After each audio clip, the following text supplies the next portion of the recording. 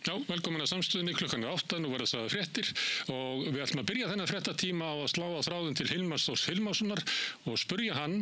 hvað hann haldi að sé að gerast í Hvíta húsinu því enn hafi ekki neinar fréttir borist hvaða einhverju niðurstöðu á fundum Trump með Evrópuleiðtogum og Zelenski. Hilmar Þór, hvað heldurðu að Trump sé að reyna að fá Evrópuleiðtogana til að samþykkja? Já, það sem náttúrulega hefur verið grundvallar munur á milli, það sem að hans og Pútín, það að segja, milli Evrópuleiðtogana og Pútín hefur verið það að Evrópuleiðtogar hafa verið að biðja vopnahlé en ekki friðarsamninga. Nú þegar að Trump hittir Pútín í Alaska, þá Trump allt í einu komið með þá hugmynd að það sé betra að fá friðarsamning til lengri tíma litið heldur bara vopnahlé og það grundvallar breyting sem þar verður og síðan virðist Trump vera alveg fallinn frá þessum secondary sanctions tollamálunum sem hann var alltaf að leggja einhverja ofurtolla á Indland og Rússland, Indland og Kína sem í viðskiptum með Rússland, hann ætlaði að gera það virðist vera einhvern veginn sú umræða að vera horfin núna en núna virðist þetta snúast einhverja öryggstryggingu sem að Úkraína að fá og það búið að slá NATO út af borðinu, hugsaði það allt þetta brölt, það var í apríl 2008 í Búkarest samþykkt að Úkraína fer í NATO og allt bröltið sem síðan hefur orðið og sem endaði með sín tíma og Georgía líka sem endaði með átökum í Georgíu 2008 og svo Krímskaði með tekið 2014 og svona stríði núna sem byrjaði í febrúar 2022. Þannig að nú NATO komið út af borðinu endalega, við talaðum að Úkraína fyrir aldrei í NATO, það var hlutleysi og svo Krímskaginn fari og Krímskaginn var gefin á 5. áratugnum til Úkraínu þegar Sovétríkin voru til og hafði enga merking á þeim tíma nema þegar Sovétríkin féllu. En núna snýst þetta það, hvers konar security guarantee verið að tala og þá náttúrulega eins og þú veist að Donald Trump og Lýsand hefur hann ætlar ekki að skaffa neinn frekari vopn nema Evrópa borgi fyrir þau og svo Evrópa að tala að senda friðargæsluliða inn í Úkraínu sem ekkert annað en NATO-hermenn og það það sem ég átta mig ekki á því þetta öryggistrygging eða security guarantee, hvernig það á að virka það alveg óljóst og ég held að það sé eiginlega stærsta máli hvernig öryggistryggingu á Úkraínu hafa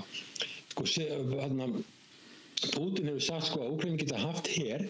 en hann verður að hafa svona defensive capabilities það verður að vera varnarlið sem getur varið Úkraínu en ekki offensive, ekki eitthvað lið sem getur hugsanlega ógnað öryggi Úkraínu. Það það sem að Pútín að tala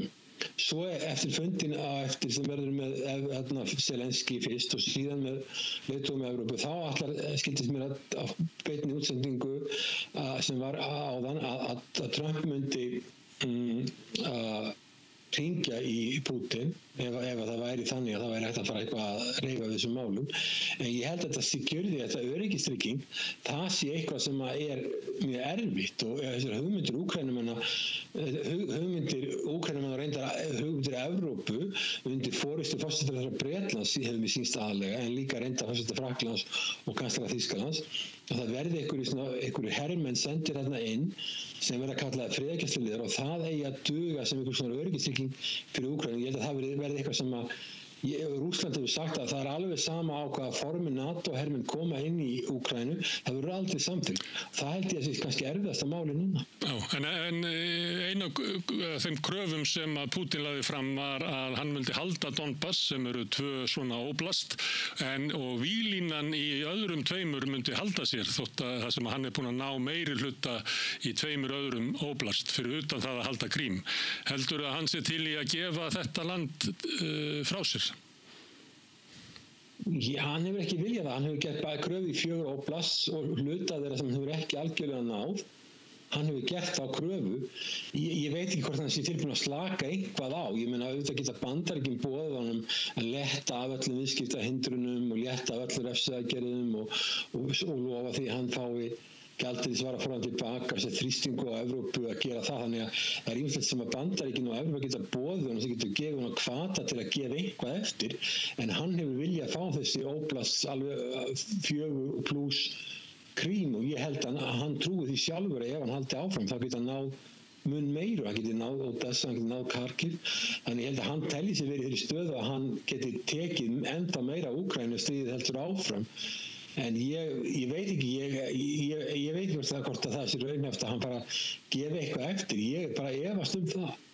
Ég held bara að þessi öryggistrygging sé bara eitthvað sem er bara svo erfitt að það bara verið að fara inn í NATO bakdyra megin, held ég. Já, ég las það í ítölsku blaði að það sem að Pútín hafði lagt til á móti því væri það að Evrópuhermenn gætu verið þarna en það er að vera fjölþjóðlegt herlið og þar væru Kínverjar og fleiri á einhverja þjóðir aðra nefndar. Þannig það er því svona blandað til þess að það liti ekki út eins og þarna verið NATO herlið komið inn í Úkraínu. Já, það geti alveg komið til greina að væru einhverju hermenn sem væru utan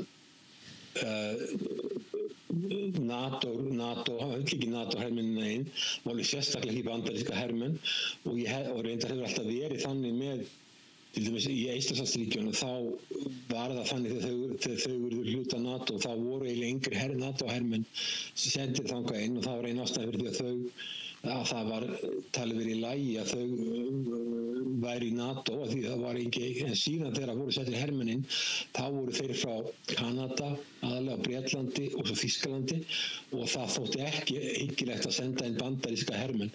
Þannig að ég held að það geti komið til greina, sérstaklega með landa eins og Kína sem er raunverulega bandamaður Rússlands og frá einhverjum slíkum löndum í Asíu eða eitthvað slíkt, það geti hugsanlega verið, en ég held bara allt sem væri NATO-her sem væri kallað friðargæsluliðar, það held ég að veri mjög erfitt að kyngja því. Ég held að veri friðargæsluliðar sem að þeim Sameinuðu þjóðirnar geta safnað saman friðargæsluliðum úr öllum ólíkum heimshornum. Þau hafa reyndar lítinn hernaðamátt en þau getur safnað saman friðargæsluliðum frá öðrum en NATO-ríkjum. Ég held að alltaf mikil viðvera NATO muni aldrei falla í kramið frá Rússlandi. Ég sammálaður í því að þetta væri, og þess að þú hefur verið að lesa, það væri mögulegt. Já. En raunverulega má líta á þetta sem tvenns konar viðræður. Það er þegar Trump og Putin hittast að þá eru þeir að ræða með hvaða hætti Rússland getur aftur komið svona inn í alþjóðasamfélagið og hvað þurfa að gera í Úkraínu til þess. En þegar Trump hittir Evrópuleiðtogana og Zelenski að þá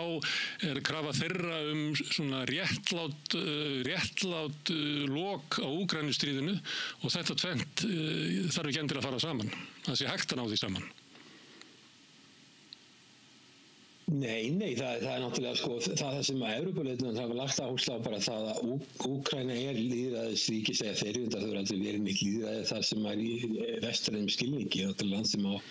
er skammt á við að komið í lýðræði og efnahagsmálum í kalda kóli og gríðarlega mikið spilling og allt fram eftir göttunum. En það er alltaf verið sagt að Úkraína, hún er sjálfstætt ríki,